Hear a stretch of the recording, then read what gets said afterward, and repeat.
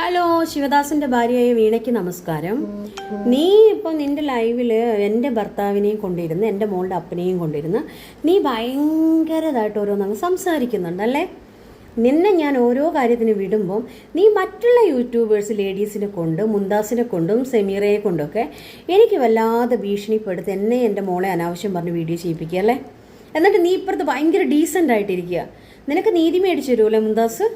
എന്തിനു മാനനഷ്ട കേസിനോ? എൻ്റെ ഭർത്താവിൻ്റെ എൻ്റെ മോളുടെ അപ്പൻ്റെയും കൂടെ ഞാൻ ഒരു കല്യാണത്തിൻ്റെ ഫോട്ടോ എഡിറ്റ് ചെയ്തിട്ടേന് നീ എന്തിനാണ് മാനനഷ്ടത്തിന് കേസ് കൊടുക്കാൻ പോണേ? നീ കൊടുക്കടി, നീ പോലീസ് സ്റ്റേഷനിൽ കൊടുക്കണം. നിൻ്റെ ഭർത്താവിൻ്റെ കൂടെ നീ എന്താ പറയുക, ഫോട്ടോ എഡിറ്റ് ചെയ്തിട്ടെന്നോ? നിൻ്റെ ഭർത്താവ് ആരാന്ന് പോലീസുകാരെ നിശ്ചയിക്കട്ടെ.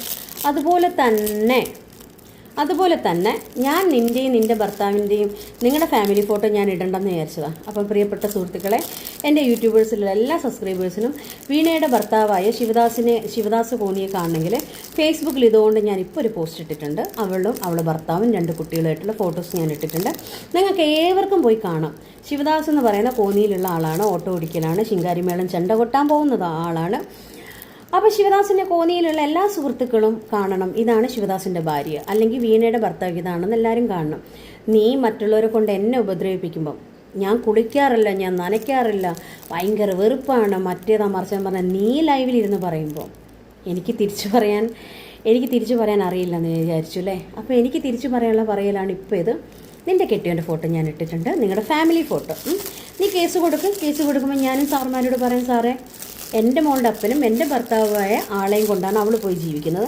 എന്നിട്ട് ഇന്നെന്ന യൂട്യൂബേഴ്സിനെ കൊണ്ട് എൻ്റെ മകളെ എന്നെ അനാവശ്യം പറഞ്ഞ് വീഡിയോ ചെയ്യിപ്പിച്ചിടലാണ് ഇവരുടെ ജോലി.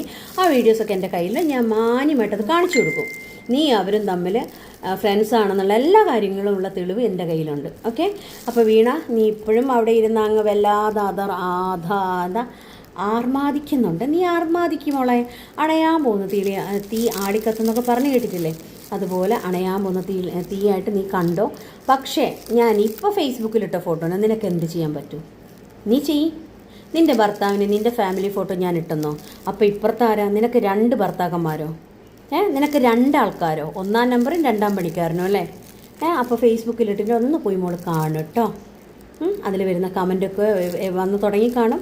ഒന്ന് മോള് കാണും. പിന്നെ നിൻ്റെ ബന്ധുവായ ആൾ തന്നെ എൻ്റെ മെസ്സഞ്ചറിൽ എന്നോട് സംസാരിച്ചിട്ടുണ്ട്, നിൻ്റെ ആ വീഡിയോ കണ്ടതിന് ശേഷം.